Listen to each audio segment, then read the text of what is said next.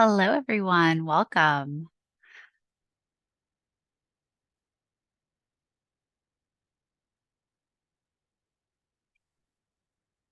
All right.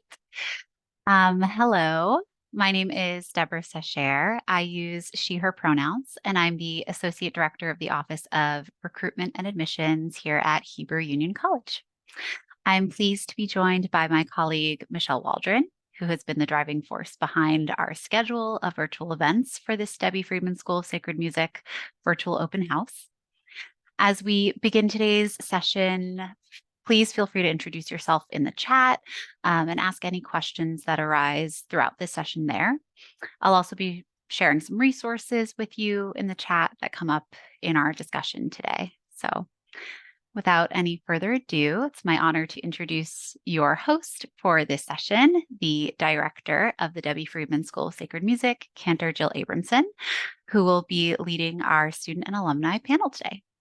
Terrific. Thank you, Deborah, and welcome to everyone. Really appreciate everybody tuning in today. Some of you I know, some of you I'm meeting, but really just delighted to bring names and people together and share with you a little bit over the next hour about the school. And we thought the best way to do that was to introduce you to two current students and let you hear directly from them, and two relatively recent graduates who are serving as cantors in the field.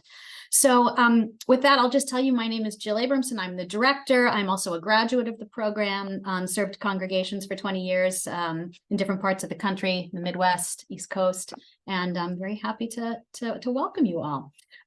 In fact, why don't we start with our current students. We have two current students who are in their third year, the third of 5 years. And Leslie, would you begin by introducing yourself? And then after you, David, please introduce yourself. Happily. Hi, I'm Leslie Goldberg, third year Cantorial students, pronouns are she, her. I came to Cantorial school after being a music teacher in public schools in the South for about a decade, mostly in New Orleans, but also in rural Arkansas. And didn't grow up there either. I grew up in Chicago, so been doing a lot of moving around. But I could not be happier that I chose to come here and choose this path and get to use the music skills and the teaching skills and the love for Jewish life that I've been developing my entire life towards this purpose. It's really great to meet all of you. Wonderful. Thank you, Leslie. David, go ahead and introduce yourself. Hi. I'm David Epstein. I'm a third year Cantorial student. My pronouns are he, him. Before Cantorial school, I was an auditioning actor and actualized bartender in the New York area. And long story short, after a while of sort of, getting caught in the auditioning actor lifestyle, I was looking for something a little more meaningful. And I'm incredibly, incredibly happy that this is the path I found myself on. Wonderful. Thank you, David. I also want to introduce or have them introduce themselves, two colleagues. First, I want to hand the floor to Cantor Sydney Michaely, who joins us this morning from Falls Church, Virginia. Cantor Michaely, you introduce yourself? Yeah, hey everybody. I'm so glad I'm able to be here. My name is Sydney Michaely, she, her. I am the assistant cantor at Temple Rodef Shalom in Falls Church, Virginia, which is right outside Washington, D.C., a really, really wonderful place and special community. I was ordained just this past May, so I am as fresh a cantor as they come.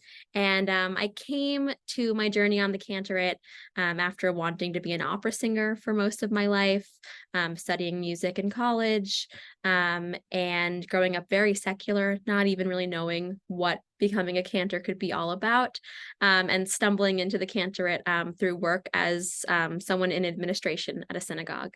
So that's a little bit about my story, and it's great to be with all of you here.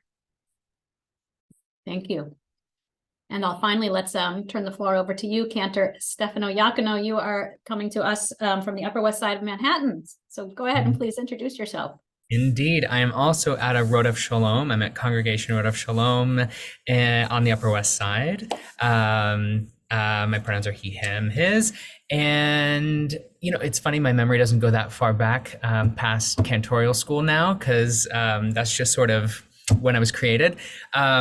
But as much as I can remember, I came to this through the singer-songwriter world and being the music teacher at my local congregation in San Antonio. So this was like a confluence of interests. And as soon as someone put the idea of being a cantor in my head, I never looked back. And now I'm almost 2.5 years as the assistant cantor here. I'll be associate in July, which is very exciting. And yeah, so that's where I am. Excellent. And I just wanted to invite those of you who are joining us, joining this information session, if you would want to introduce yourself, you don't have to, but if you would be comfortable, just unmute. And Elena, if you would like to introduce yourself, just tell us from where you are Zooming. No need to. Hi, I'm Elena. I'm Zooming in from the Upper East Side of Manhattan. And yeah, I'm considering a career as a cantor. I have a musical background, grew up as a theater kid, doing a lot of like theater and jazz and whatever, and continued on in college, studying voice. Yeah, and I've found tons of meaning in my Jewish communities. I'm a member of Central Synagogue and a regular there. And I'm, a career changer. I was in the field of medicine doing medical research, but yeah, that's me. Oh, that's great. Thank you. Appreciate that. Zach, would you want to introduce yourself? I can do that. Thank you. Nice to see everybody. I'm Zach Steinberg out of Buffalo. Pronouns are he, him. And I was a song leader maybe 3 or 4 years ago, working with an organization, Takia, in PJ Library, all over Manhattan and Brooklyn. But now happy to be back in Buffalo and doing a song leading thing all over the place here. All right. It's been going well. So good Terrific. to see you. Welcome. Thank you. Sarah, do you want to introduce yourself? Sure. I'm zooming in from Chicagoland. This is kind of like a crazy thing that I'm exploring. Have had like a history of involvement in music in the Jewish community, and kind of just looking to take on a leadership role in a further leadership role in the very little bit of experience I've had in leadership and services. Yeah. All right. Excellent. Great. Thank you for all introducing yourselves. So maybe let's start. I'm just going to throw a question to our panelists, and if I could maybe ask our students to go first, since they're closest to this. David, Leslie, and David, can you maybe just, if you were to pick out so far, what's been your favorite part of being a student, of the student experience? Can you cherry pick something? What's been your favorite part? Yeah, David. Sure. Thanks. Yeah. So something that I love is just the individual mentorship we get from our incredible faculty. Like I think about my Wednesday schedule, for example, which starts with a one-on-one coaching with the senior cantor of Beth Elohim in Brooklyn. And then I go to the practicum recital, which is this incredible, as you saw, incredible creative collaborative experience, and watch our classmates and our peers trying out things and being incredible with their music. And then I have a class taught by the senior cantor of Park Avenue Synagogue, followed by a class taught by the senior cantor of Central Synagogue. And I just think, getting all of these incredible professionals who not only treat you as students, but as colleagues and are interested to hear your ideas and really collaborate with you is something you really can't find anywhere else. Great. That's great. Thank you for lifting that out. That's a good day. Yeah. Well, Leslie, favorite place? I feel like I should be talking about the music stuff because it is so incredible, but I also feel like the thing that I find so wonderful about being a student here is the other students and the relationships that we build, that it's not just with the senior cantors of these big synagogues, but also with the future senior cantors and rabbis and our colleagues that are going to be out in the field. There's such an incredible wealth of talent and different perspectives that we get to interact with on a daily basis. I find it constantly inspiring. Great. That's great. Yeah. Quite a student body. It's very rich. Yeah. Stefano, anything stand out from your time? Favorite part? Absolutely. Definitely the collaboration you get to, it's a laboratory. So it's the coolest thing to get to do a real version of what you're doing in a safe space that's also serving you and your peers.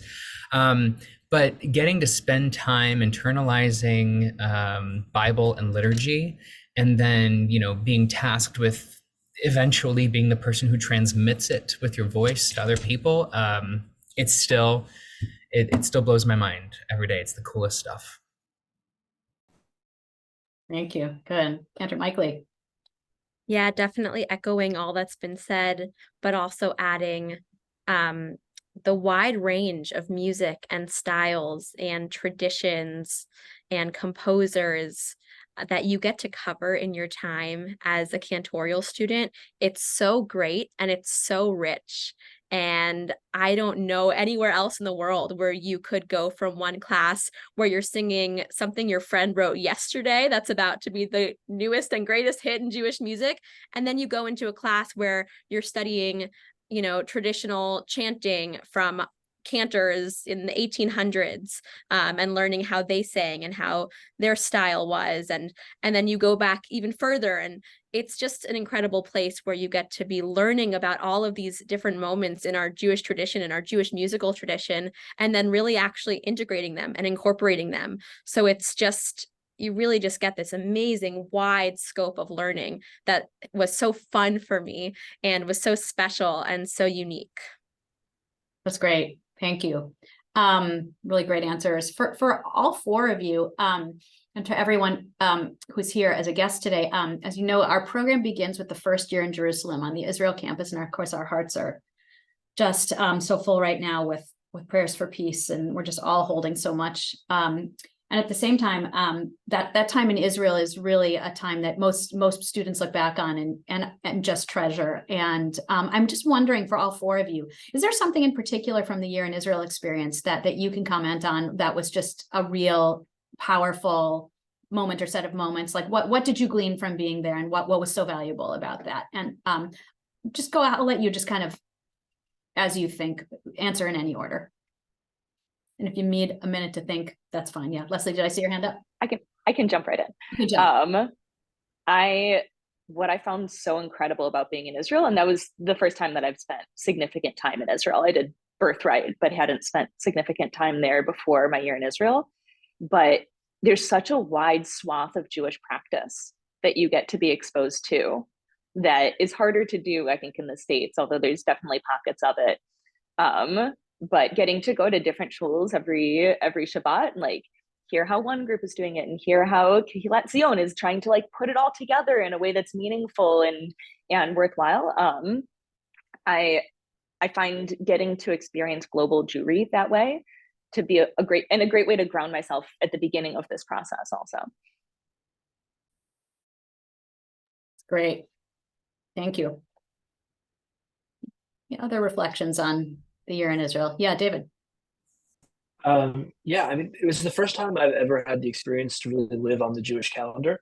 Yeah. You know, like in the United States, we're not a predominantly Jewish country. And, you know, in December, Christmas music is playing and there are decorations in all the stores. And for the first time ever, I got to live life based on the Jewish calendar and with the Jewish holidays. And that was just really, really cool to experience. Yeah, that's a great point. A lot of heads nodding with you, David, as you talked about that, right? Living on the Jewish calendar. Another part of it that was amazing is, you know, it's intense. Like you take your whole life there and you get to be totally immersed. And if you're lucky, and I think most of us end up being pretty lucky in this regard, you get to form a cohort with your peers. And my cantorial class are still my best friends. I mean, I text them every single day. Like I just got a text from our group chat. Like there's something about feeling both foreign and at home in a space that allows you to just interrogate yourself in your relationship to Judaism.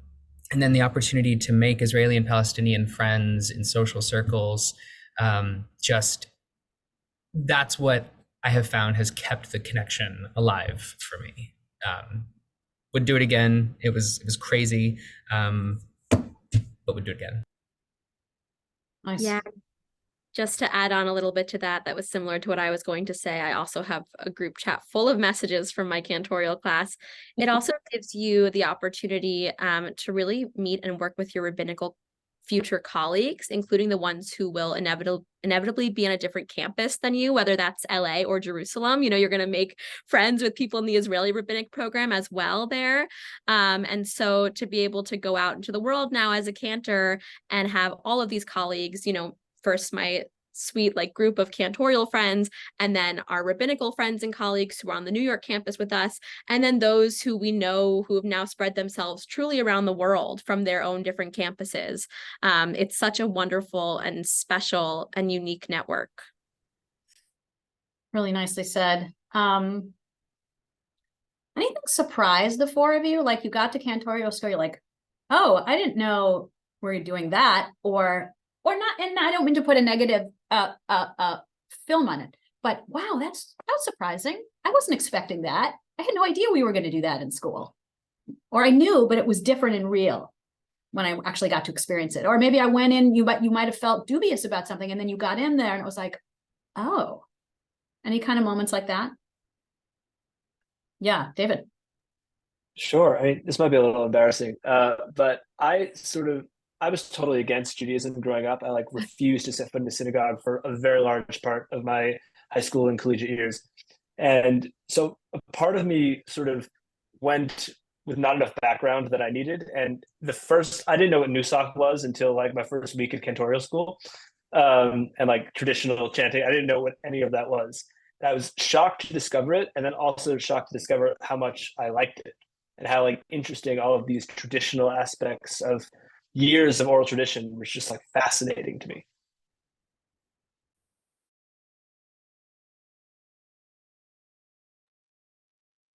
Really great. And so many congregants that we serve have that story, David. So thanks for that honest sharing. There are so many folks that we serve who can relate to that.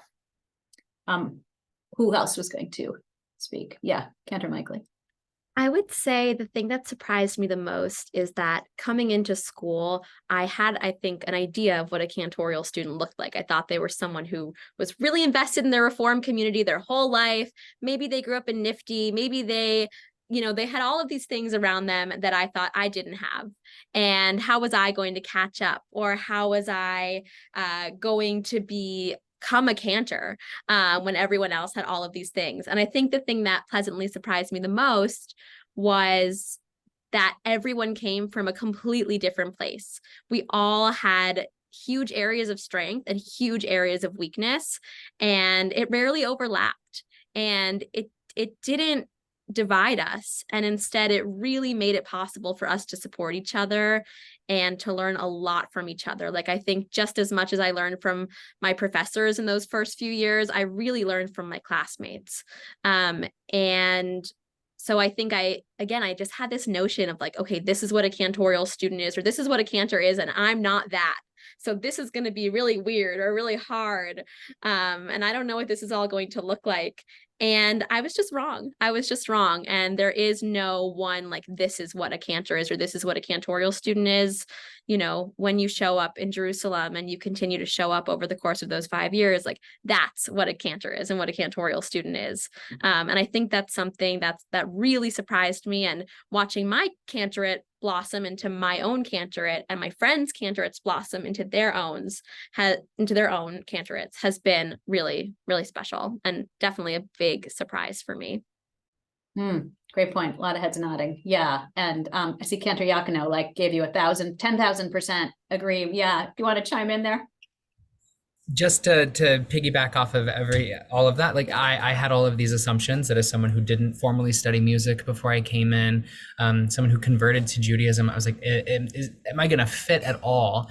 And to find out not only, yes, was my voice valued, but that there was no pressure to be anything other than the cantor that you can be to serve the people, polishing the parts that need to be polished, of course. But it's incredible, everything that Sydney said. Another thing that surprised me was you pick up hobbies along the way if you're lucky. Classes that you roll your eyes at when you look at the registration end up being your favorite. Like I talked a lot of stuff about a couple of courses that I didn't want to take that ended up being my absolute favorite. And that was like during COVID. So lots and lots of positive surprises. Yeah. Can I ask you to, are you comfortable? What were the eye roll classes, Stefano? Oh, it just feels so terrible now. It feels so terrible now. You don't have to say. No, but it's important because I think this is one that most of the people in my class were just like, okay, this feels like too heavy of an elective. But Yiddish art song ended up being my favorite class. I didn't expect it. I was resistant to it because I was just like, how applicable is this? And you find out that every single thing you do there, and you do a lot of things, every single thing matters. So that was a pleasant surprise. Please don't tell Joyce. It really was my absolute favorite class, and I did not expect it to be. Well, that's a compliment. And I think she would actually be really warm to hear that it was your favorite. Yeah. But I won't say anything because you asked me not to. Yeah. Cantor Michael, were you going to say something? Yeah, I'll just add on one more short thing to that. Like, for example, a class that I rolled my eyes at, or a series of classes, I saw all these classes about traditional Nusach, chanting, davening, praying, and I thought, when am I going to use that? And I actually loved it so much that I ended up interning in a conservative synagogue for 2 years during my time at HUC, which HUC let me do and was supportive of, so that I could further my learning and pursue my interests and my passions. And I ended up back at home in a Reform community here at Temple Rodef Shalom, but those 2 years were so valuable. And if 6 years you would have told me 6 years ago, you would have told me I'd be working in a conservative synagogue so that I could do more chanting and davening, I would have totally rolled my eyes and laughed. But these things will just really surprise you. So yeah, I'm giving another 10,000% to. Very good. I'm going to kind of halt my own questions for a minute. I want to open it up to Sarah and Zach and Alina. If you have questions, be happy to take them for any of the panelists. Any of you, if you can unmute or put them in the chat, whatever you're most comfortable doing. Just see if you have any questions. We want to make space for that. Any kind, anything. Living in New York, school, application, anything. I wanted to express thanks to Cantor Stefano, just for the idea that it's okay to look at the curriculum and be like, what is this for? Because I've been looking at different things and I'm sure that in my heart, I have good intentions. I'm looking at these things coming from experience and coming from a good place. But just, everybody has their own experiences with academics. And sometimes you really find a valuable teacher in those things. But also sometimes, everybody's a critic, especially in academics. And I think that's okay. Thanks, Zach. Beautiful. Sarah, you were about to ask a question, or you had to hand up. It's like a question / a comment. The comment is, it's actually very reassuring to hear from a lot of you that the Cantorate was not your initial career path, that this is like a secondary, tertiary, like career path after something else. And so my question is like, is that actually kind of a normal experience for a lot of Cantors, having it be their secondary, tertiary like career, that wasn't like the thing that they went into like straight out of high school or whatever, that's that sort of thing. That's my question.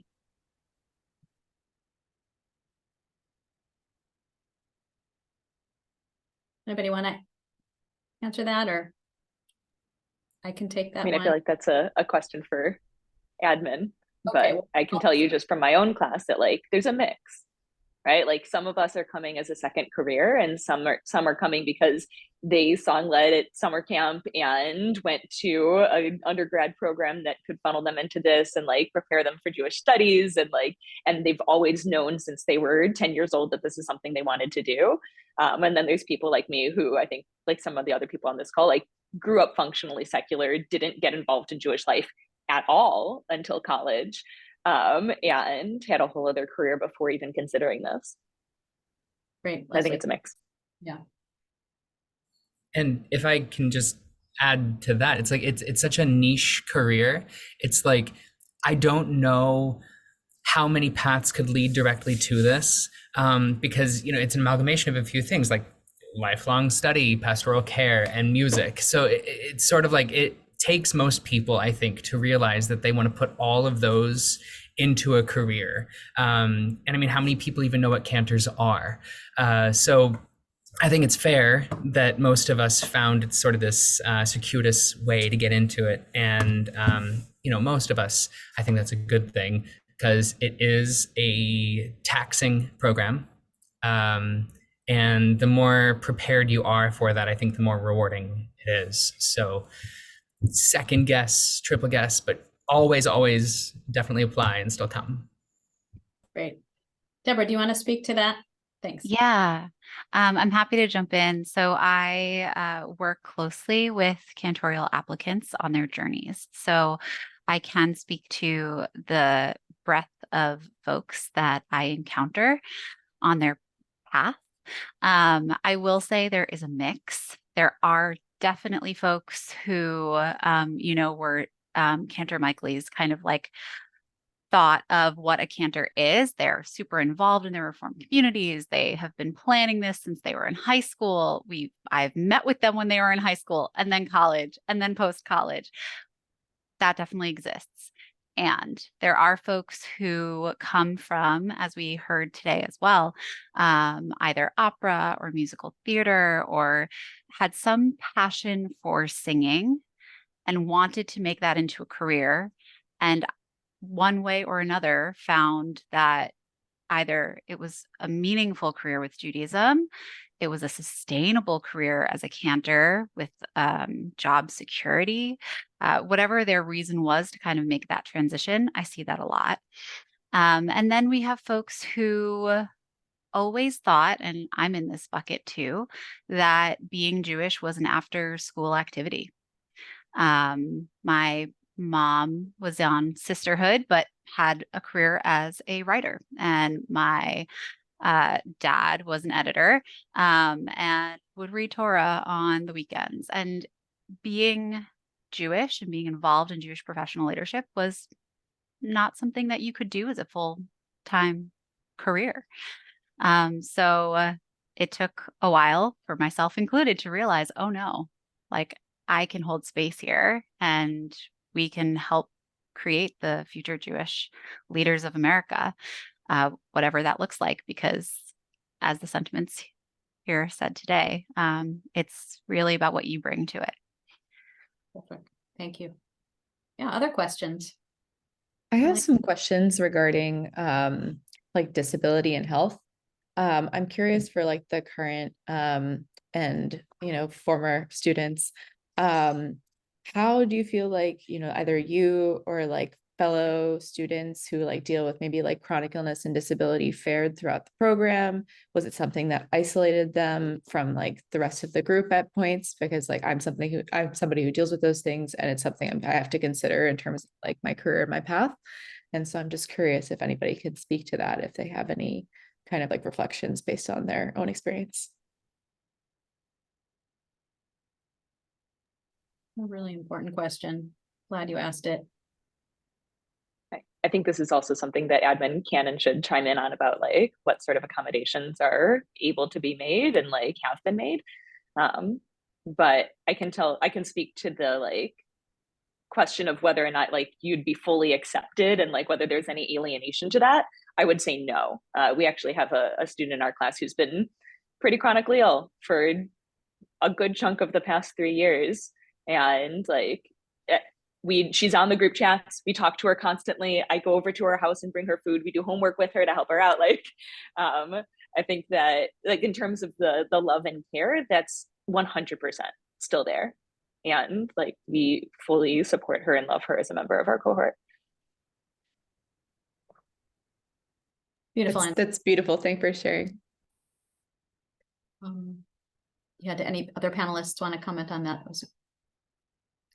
I can say, oh, good. Thank you, Deborah. Just awesome. I was going to say, and Deborah was right there with it.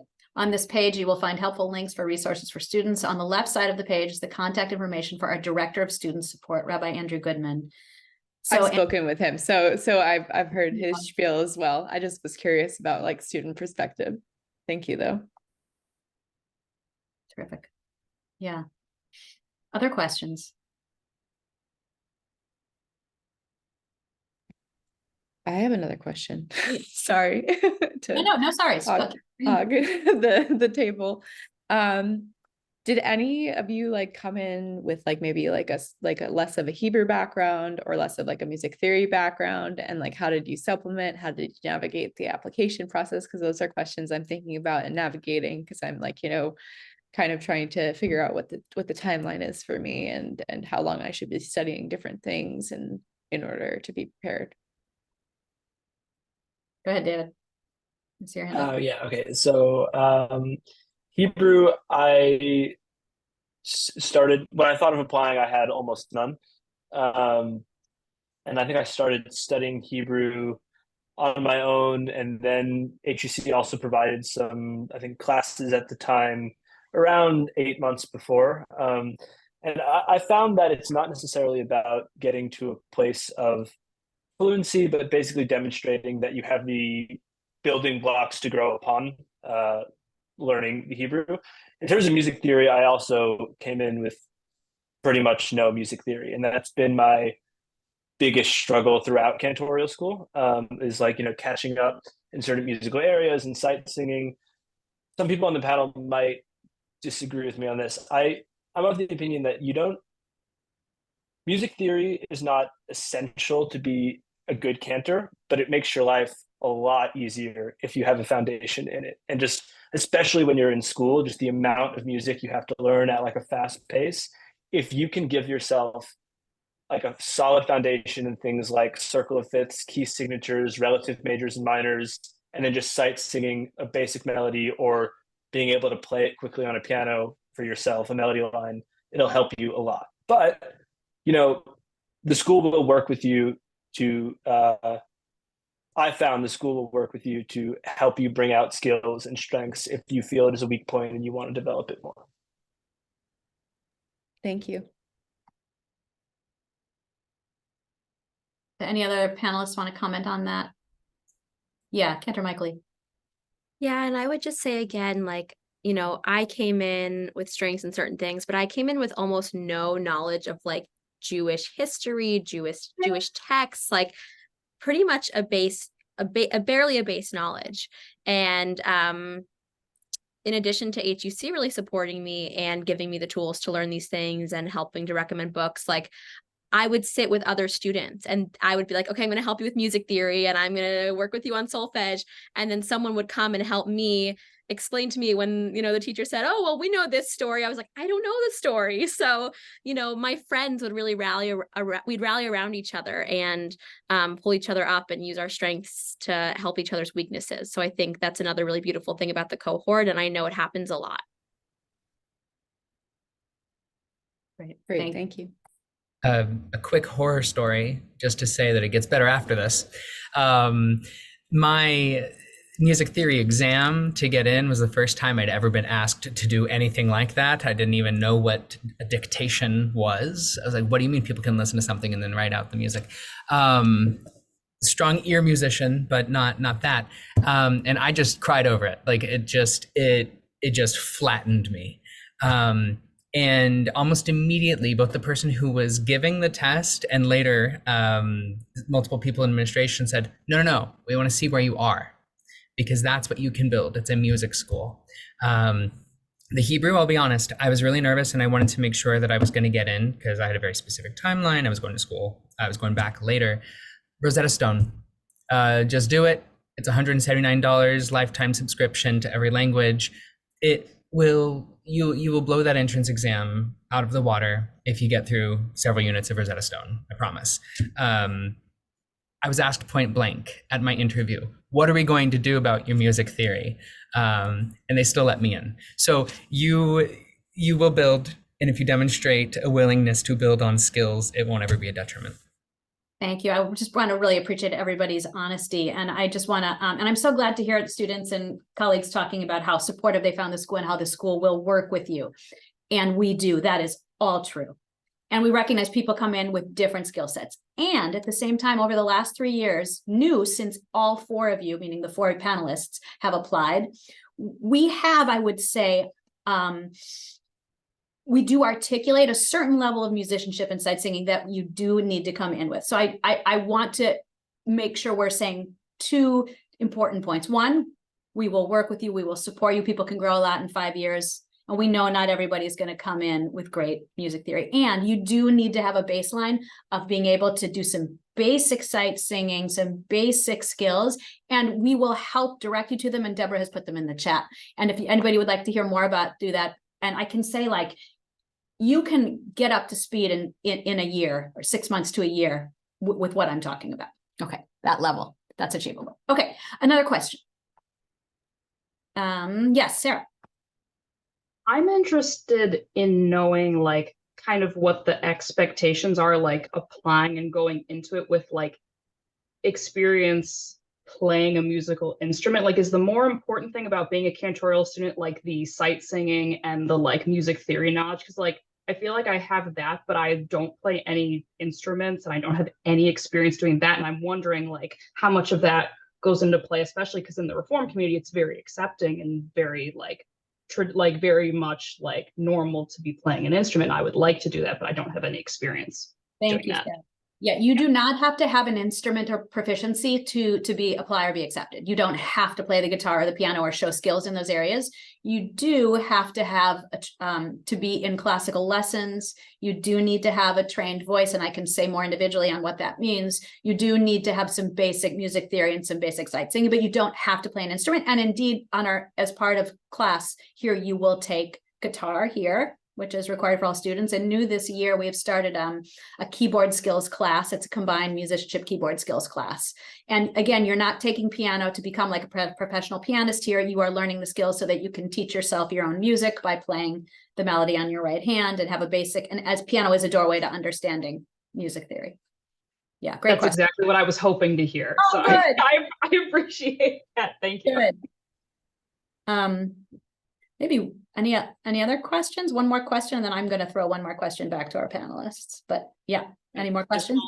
Just while we're on the topic, I'm much more of a kind of folk singer. I have classical training in high school of singing in choirs and stuff. But what is kind of any requirements going in, what you study while you're there, and what's the expectation with voice study just throughout? In terms of like folk singing versus a more operatic or classical style? So my own background, I'll answer the question this way. I am someone who has spent her whole life singing in multiple styles, right? There's a big part of me that loves to sing in the singer-songwriter style. And I sing a ton of that James Taylor and Indigo Girls and Joni Mitchell. And I'm also started my musical journey in the children's chorus of the Minnesota Opera, right? And I believe fully that healthy vocal training allows you to sing in all styles in a healthful way, right? So that said, Zach, when anybody's interested in school, one of the first things we do is they meet individually with me, and I hear you sing, and then I can make recommendations about what you need to be able to apply and be accepted, right? So here's the thing about folk singing versus opera, although I don't see them as verses in any way. I see it as part of a whole. Everyone needs to come into the school with a certain amount of vocal training. And what does that mean? I am referring to the elements of classical training. And by those elements, I mean learning how to breathe efficiently, right? Deep diaphragmatic breathing, singing on a column of air, the ability to open the throat, to find a raised soft palate, a low laryngeal position, to resonate with the hard bones of the face. And all of those things I just named, by the way, those are not proprietary just to opera. Those are used in other styles, including folk singing too. You're nodding your head. And we need to make sure that when you enter the school, you have enough of a classical singing technique that you're going to be able to learn music of past generations. And I will say, and I want to say this pretty clearly, listen, voice training is a lifelong pursuit. I still take a weekly lesson. I am 50 years old and I still take a weekly lesson. I have had more than 30 years of lessons, and I am by no means done with the journey. And I'm actually going to ask a voice question in a minute to the panelists.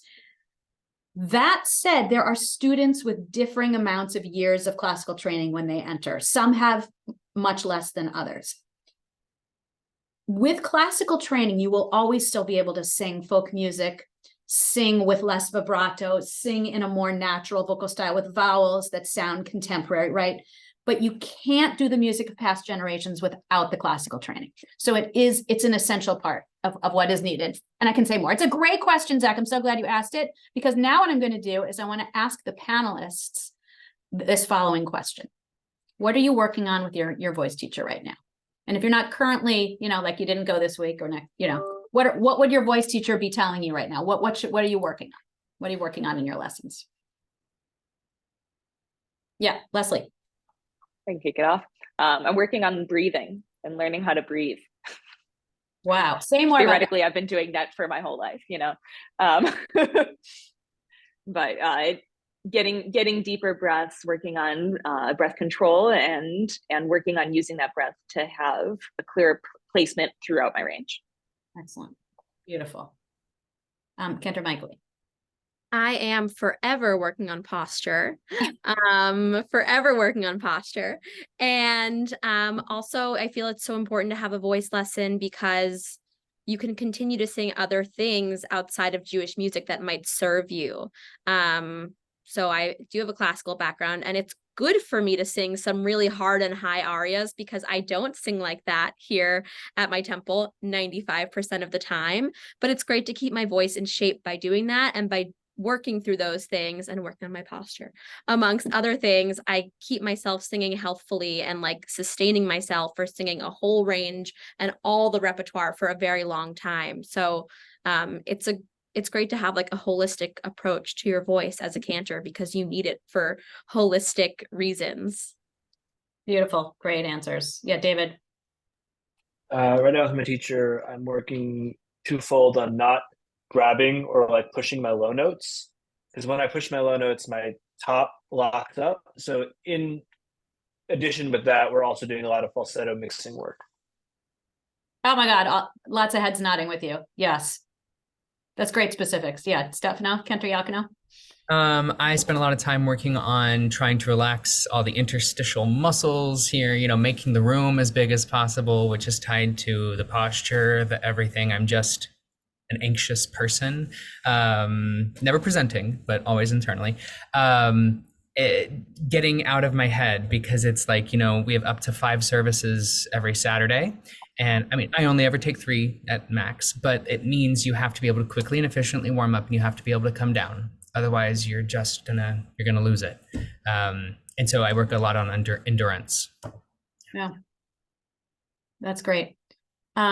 And Zach, again, I just want to really thank you for asking that question. And I just want to say the 4 students, I mean, the 2 students and the 2 recent ordinees are all individuals who can sing in all the different styles that I've alluded to today. All 4 of them, they can get up and sing a song, a piece by Debbie Friedman of blessed memory, and it sounds authentic. They don't sound like opera singers singing that music. And yet, when it's time for Kol Nidre, and when it's time for the Psalms of Kabbalat Shabbat, and they are using some of their traditional chant, they're able to be on the air in a way that expresses the text with a deep understanding of that text and a fluid vocal line that connects them to past generations. Yeah. So that's what I would say. Any other follow-up questions about the voice or the voice? I'm glad you opened that door, Zach.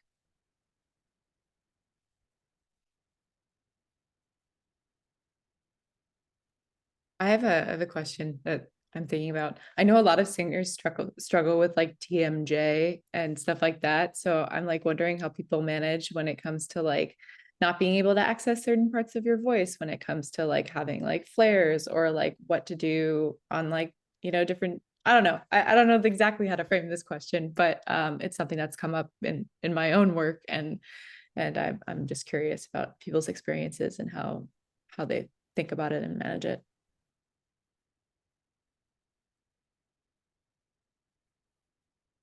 Yeah, Cantor Michael. I would say 2 parts to this answer. One is by having a great teacher And by having someone who knows your voice and by having a great team of people who care for you, from your friends or your family to your voice teacher to your doctors, and can really like recommend those things for you. The other thing that's so great about studying at HUC is you get to do internships while you're there and work with amazing cantors.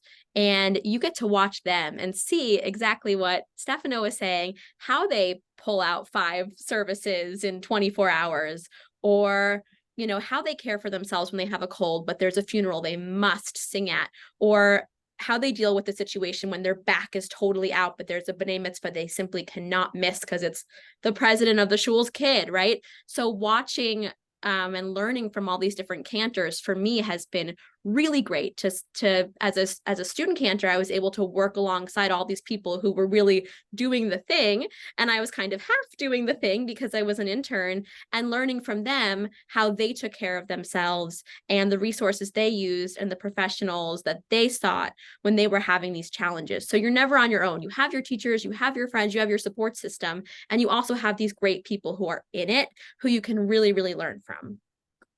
Nice. Thank you. Yeah.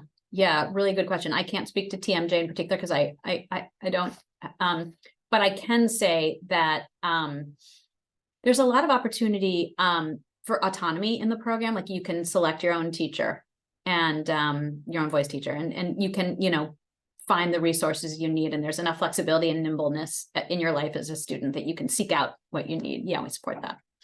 Yeah. Yeah. Any other questions?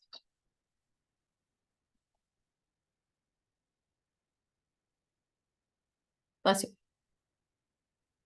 Yeah. Deborah, anything that might be useful, just kind of general things for people considering next steps, anything that we should be aware of? Who's available to talk to, those kinds of things? Absolutely. My biggest 2 pieces of advice are to start your Hebrew learning journey yesterday. It's not the sort of thing that you can pick up a book and be done with. So the more Hebrew you have, the easier your transition into your year in Israel is going to be, and the more comfortable you'll feel interacting with the language and utilizing the language to meet your needs and your community's needs as you begin your cantorial school journey. Second piece of advice is to get on with those voice lessons, as we've heard about today. Cantor Abramson usually has a really good recommendation for where to find a good cantor. Is the ACC that has? Oh, I have a list. I can help. Oh, yep. Even better. So if you're looking for somebody, I have a good connection here. And outside of that, I'll be doing a deep dive into the admissions process. So if you all are interested in kind of exploring what that looks like, feel free to join me at 4 p.m. I'll put the link here in the chat. And let me know if you have any other questions. Awesome. Thank you, Deborah. Any last, I don't know, hopes, wishes, advice from our panelists? I wish I had known. I'm glad I knew. Yeah, Leslie. People warned me, and it's true that like it's a lot of work. It's a lot of like it's an intensive program, and like I'm glad for it. I feel like it's preparing me well, but it's a lot of work. And so like that's worth knowing. I'd also love to offer that if you do have any more individual questions, I can put my email in the chat. Be happy to help you out. Awesome. Talk further. Thank you. Thanks, Leslie. Yeah. I would say definitely I would get in the practice of establishing a mental health routine beforehand. That's something that I wish I had done before I started. And it's just good to have that balance before beginning so you have something you can fall back on if you need to. Thanks for that honesty, David. Yeah, Cantor Michael. I would like to say something cheesy because I have to. Those of you who know me know I have to. And I'll also put my email. But this is a really wonderful career path. It's a really big blessing to be able to do this. And it's more than a career path. It's a life. It's a journey. It's something that's challenging and unique, but it's something really, really special. And I genuinely love my work. There are challenging moments. The program is challenging and rigorous, but it really does prepare you for so much of this work in such a meaningful way. And I 6 or 7 years ago, I never could have seen myself doing this. And now I could have never have seen myself doing anything else. So if you're on the fence, I recommend you just continue to keep talking with Cantor Abramson, reach out to one of us, talk to mentors and friends and cantors. It's a really, really special path. And I couldn't recommend it more. Thank you. And again, just to reiterate, this program will prepare you to do it, to deliver this, and it's magic every day, even when you're exhausted and you feel like you never get to see your apartment. It is just, I can't imagine doing anything else. Yeah. Wow. Great. Well, just want to thank you, Cantor Yakuno and Cantor Michaeli, for being with us in the middle of your busy days, and thanks for joining us from both temples, Road of Shalom, Stefano's in Manhattan, Cindy's in Falls Church. And to David and Leslie, thank you for taking time out of a busy Wednesday to be with us. Just really grateful for everybody's honesty. And thanks to everybody for you put your emails in the chat, and it's really nice. And just those of you who are joining us, Sarah, Zach, and Elena, please don't hesitate to reach out. We're all here. And special thanks to Michelle Waldron and to you, Deborah, for welcoming us today. Deborah is the Associate Director of the Office of Recruitment and Admissions. So we are really lucky to have the direct hands-on support of the top really with us today. And of course, you and Michelle work together so beautifully. And I see his screen is off, but Jason Rose, I'm acknowledging you are here and just saying a welcome to you too. And we're glad to have you with us. Jason, welcome. Jason is our Director of Alumni Engagement. He's based in Minneapolis, which is Minnesota, which is my hometown. And we're really glad that you are just kind of hearing the conversation today. So you hear kind of what some of our hopefully future colleagues, but with no pressure to anyone, might be thinking about what's on their minds.